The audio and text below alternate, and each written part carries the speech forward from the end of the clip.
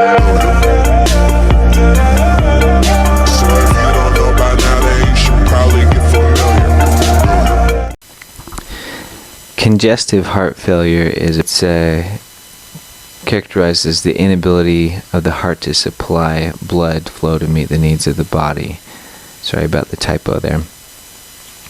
And it's often called congestive because when you can't pump fluid properly, then you get stasis and you get fluid that accumulates in the interstitium. So you get edema, either pulmonary or peripheral. It can be chronic as well as acute decompensated, and right-sided versus left-sided. So for causes of right versus left-sided, we'll talk about the different causes, but the most important thing to remember is the most common cause of right-sided heart failure is left-sided.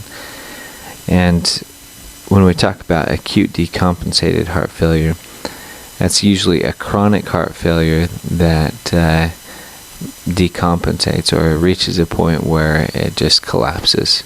So if you have, especially in a acute ischemic attack, a heart that is already in failure will just quit working if it doesn't get enough blood supply. So the major causes are ischemia. Cigarettes can poison the heart muscle. Hypertension can cause the heart muscle to have to work too hard for too long. If a heart muscle is laid down too quickly, if it hypertrophies, then it can have an irregular and weak muscle structure, and it can become fibrotic and ultimately lead to the inability of the heart to pump properly. Obesity has some of the same problems. Diabetes can cause vascular disease and also poison heart muscle. Valvular disease, like hypertension, causes the heart to work too hard. And then infectious and inflammatory causes can cause direct damage to the heart muscle, as well as drugs. So the symptoms vary depending on which side of the heart. The picture that I have here kind of shows both right-sided and left-sided heart failure, which you would see in many left-sided heart failure cases, because again you get right-sided heart failure from left-sided heart failure. And the physics behind these symptoms is pretty simple. If the left side of your heart is backing up, is not pumping up properly, then that blood is going to be stuck in the lungs. So your lungs are not going to function properly. There's going to be fluid building up, which gives you dyspnea, orthopnea, and paroxysmal nocturnal dyspnea, which, by the way, you can also see in right-sided heart failure. Peripheral edema, nocturia, ascites, and hepatomegaly are all associated with right-sided heart failure because the blood is backing up in the body because it's not being pumped properly by the right side of the heart. Some of the signs are associated with these same physics principles. You know, if we have fluid backing up into the lungs, you get rales, edema, cyanosis due to not getting enough blood to the peripheral tissues, and a gallop rhythm. And in the right-sided, again, we have peripheral edema. Your jugular venous pressure increases, as you can see in the picture here, and you can get a parasternal heave. So the echo is going to be the major test that you use for classifying and diagnosing heart disease or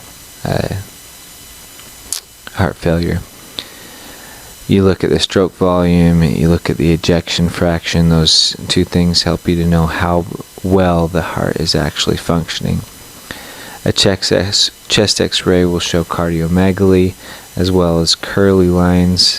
These are not referring to the shape of the line, but they are referring to lines created by pulmonary edema. An EKG can be useful, but not specific. Angiography can help you to determine the cause of the heart disease. The Framingham criteria are kind of a more quantitative way of classifying what actually is heart disease. I'm not going to read down this list. This is something that you can look up, but it talks about the symptoms that we've already mentioned, and if you add up enough symptoms, then you can say with certainty that somebody has heart disease. The major management of heart disease is medical, though lifestyle modifications are important. ACE inhibitors are prescribed to basically everyone with heart disease, and it's been shown that it can help reduce damage to heart muscle and even encourage rebuilding of healthy tissue. Loop diuretics, beta blockers, vasodilators, all of these just help reduce the work that the heart has to do. So you remember, if this cause is being caused by the heart being overworked, then if we can reduce that work, then we can help the heart to heal. Lifestyle modifications include diet and exercise. A defibrillator may be necessary if we've done enough damage to the heart and its conduction system, and in extreme cases you may need a heart transplant.